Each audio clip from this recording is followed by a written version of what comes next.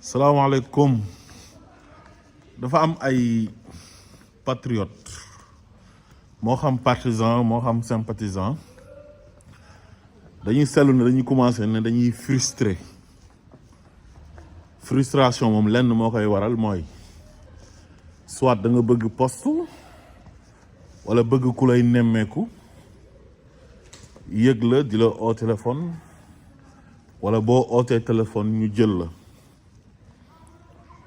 su fekkee pour poste la nit ki d'abord bala ñu laa jox poste yow dañuy xam ban compétence nga am parce que mënoo ñëw rek di laaj poste te yow kenn xamul ban qualification nga am bala ngaa laaj poste day fekk ñu xam ban qualification nga am te mën nga am qualification sax te doo mën a am poste parce que du ñëpp lañ mën a jox poste su fekkee nag amoo benn qualification député mën nga ko doon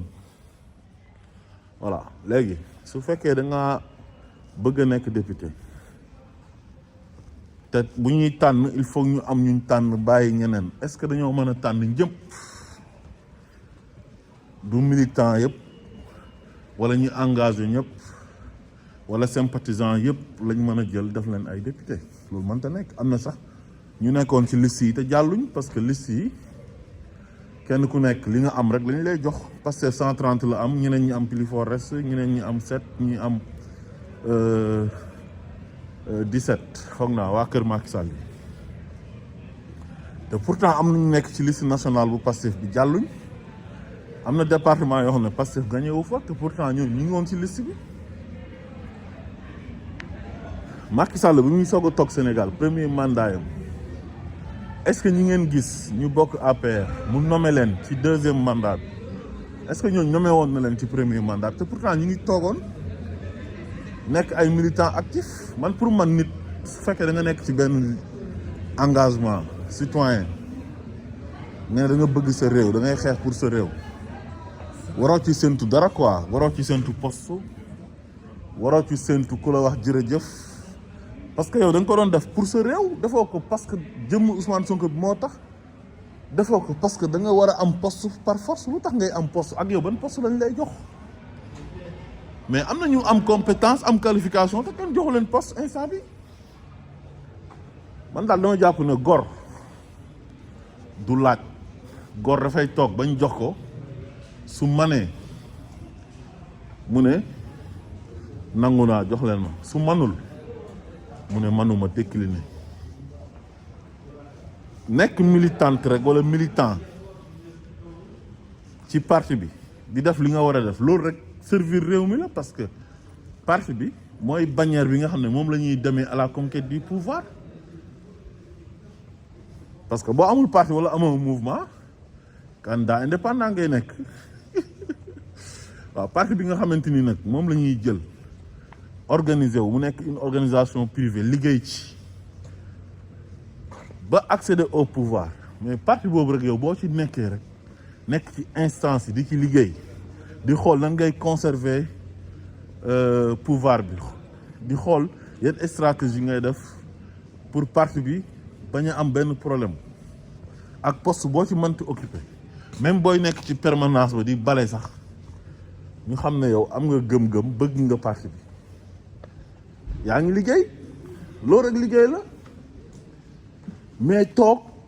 ne man dama doon xeex dañ maa war a jox poste wala su ma oowee gars yi dama leen war a jot mais gars yi koo ci oo su fekkee dañ ko soxla mais bu la jëlul yow nga nekk ci sa ay yitte loolu warul tax nga mer sooy mereel ki nga xam ne moom nga oo jotoo ko moom mais loolu warul tax nga frustration boo xamante ni dafay concerner yow sa engagement nga ne da ngay jéem a geler sa ay activité loolu rafetul quoi du pour góor daal waaw mbir mi sacerdoce la quoi xam nga warul nekk loo xam ne da nga koy def du ci séntu dara ñun masuñoo gis Ousmane Sonko man mii di wax ak yéen man Ousmane Sonko masuma kaa gis masuma kaa dégg téléphone te su ma ko gisul dégguma ko tamit damay continuer di leen jàppale pour le projet parce que loolu moo taxoon ma engagé pour Sénégal baax su fekkee ñoom mën nañ defar Sénégal mu baax man loolu rek doy na ma mais toog rek ne yow daal man dama doon xeex léegi gars yi falu nañ frustré naa parce que kenn owu ma su ma ootee du ma jot kenn joxuma poste kon yow li ñu doon def gëmoo ko li ñu doon def su fekkee da nga ko gëm frustration waru cee am loolu mooy dëgg nañ waxante dëgg bu jotee nañ waxante dëgg te yàlla tax lan mooy poste kenn ku ci nekk yaa ngi doon liggéey yaa ngi doon lekk yaa ngi doon naan avant Pastef di accéder au pouvoir léegi Pastef falu rek ku nekk di génne sa jikko frustration yi commencé yëfu baa doole yooyu mooy lan kon lan lañ doon xeexee Macky Sall kon xanaa kon ñu bàyyi woon fi Macky Sall c'était mieux moo gënoon kon dañ fee waroon a bàyyi Macky Sall parce que jikko yooyu ñoom lañ ko xamee woon te ñun bi ñu doon xeex dañ doon xeex genre jikko yooyu donc li ñu doon xeex nag soo ñëwee bëgg a def les mêmes pratiques mais loolu du sotti ñun ñoo mën a jàppale le président de la République et son premier ministre nañu leen di jàppale mooy nañu am discipline nañu teey soyons patients xam nga engagement bi ñu koy def dafa war a nekk ngir yàlla ngir bëgg suñu réew mais waruñ ko def ngir du ci séntu dara parce que kenn ku nekk am na ci loon nekkoon li béy daan dundee ba sax sikkim mën na cee wéy di ci dund mais lan mooy poste lan mooy poste non mais sincèrement man yenn comportement yi su ma gisee damay ruus damay am gàcce quoi billaahi wallahi tallahi